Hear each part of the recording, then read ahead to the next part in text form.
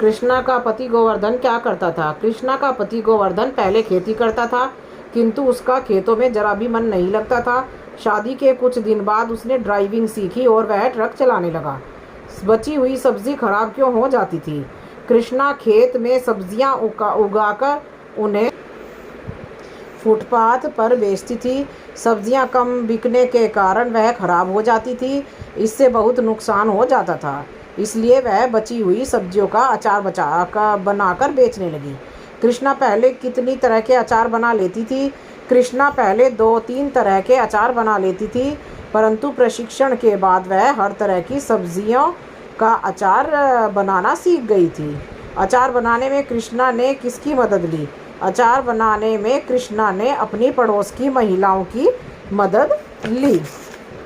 विवाह के बाद कृष्णा को क्या क्या कष्ट उठाने पड़े? विवाह के बाद कृष्णा ने पति के साथ खेती करने की जिम्मेदारी निभानी पड़ती थी और साथ ही उसे घर का भी जिम्मेदारी उठानी पड़ती थी।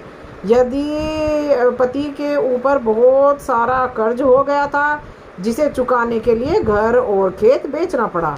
कृष्णा ने हिम्मत नहीं हारी, वह सब्जियां उगाकर फुटपाथ पर बेचने लगी। अचार बनाने का विचार कृष्णा को कैसे आया? कृष्णा ने देखा प्रतिदिन बची हुई सब्जियां खराब हो जाती हैं, जिससे उन्हें फेंकना पड़ता है। तब उसे विचार आया कि वह इन्हें सुखाकर अचार बनाने का काम करेगी। अचार का प्रचार कृष्णा किस प्रकार करती थी?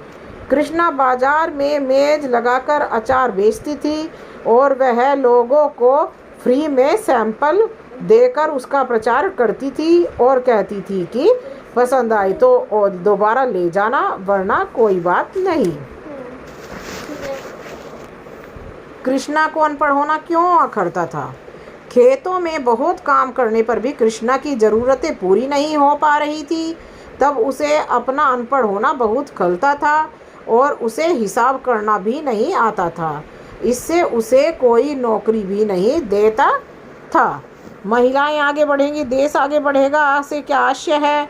कृष्णा ने अपने अनपढ़ होने की कमी हमेशा खलती थी। वह सोचती थी यदि महिलाएं शिक्षित होंगी तो वह पूरे परिवार को शिक्षित कर सकती है। वह परिवार की आय में सुधार कर सकती है और जिससे वह देश और समाज की तरक्की में भी महत्वपूर्ण भूमिका निभा सकती है।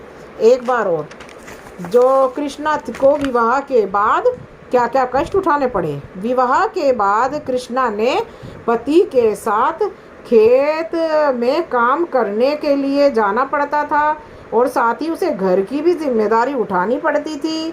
पति पर कर्जा हो चुका था, जिसे चुकाने के लिए उन्हें घर और खेत बेचना पड़ा, किंतु कृष्णा ने हिम्मत नहीं हारी।